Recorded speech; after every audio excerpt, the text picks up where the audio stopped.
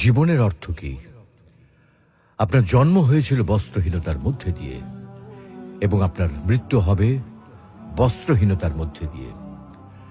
আপনি পৃথিবীতে এসেছিলেন অত্যন্ত দুর্বল হয়ে, এত দুর্বল ছিলেন যে মার সাহায্য ছাড়া খাবারটুকু মুখে নিতে পারতেন না। আপনি যখন এই পৃথিবী ছেড়ে চলে যাবেন তখনও আপনি অত্যন্ত দুর্বল আর অসহায় থাকবেন।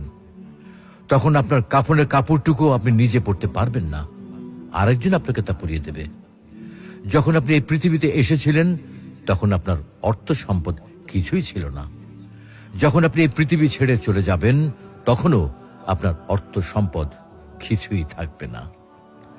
আপনাকে প্রথম গোছল যেমন অন্য কেউ দিয়েছিল, তেমনি আপনার শেষ গোছলও অন্য কেউ দেবে।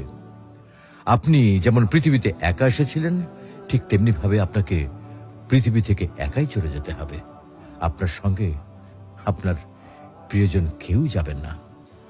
হ্যাঁ, এটাই জীবন, এটাই তো জীবন। তাহলে কেন এত মারামারি, এত সংঘাত, এত হানাহানি?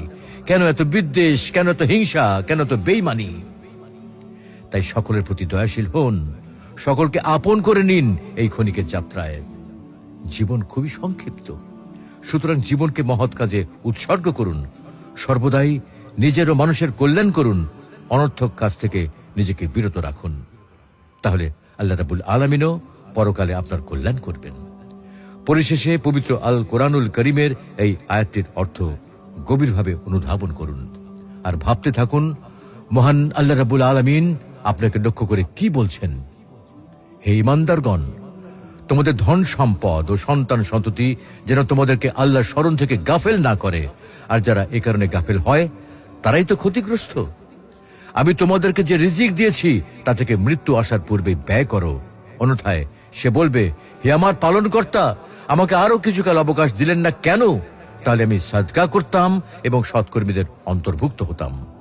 প্রত্যেক ব্যক্তির নির্ধারিত সময় অর্থাৎ মৃত্যু যখন উপস্থিত হবে তখন আল্লাহ কাউকে সামান্যতম অবকাশ দেবেন না। তোমরা যা করো আল্লাহ সে বিষয়ে খবর রাখেন।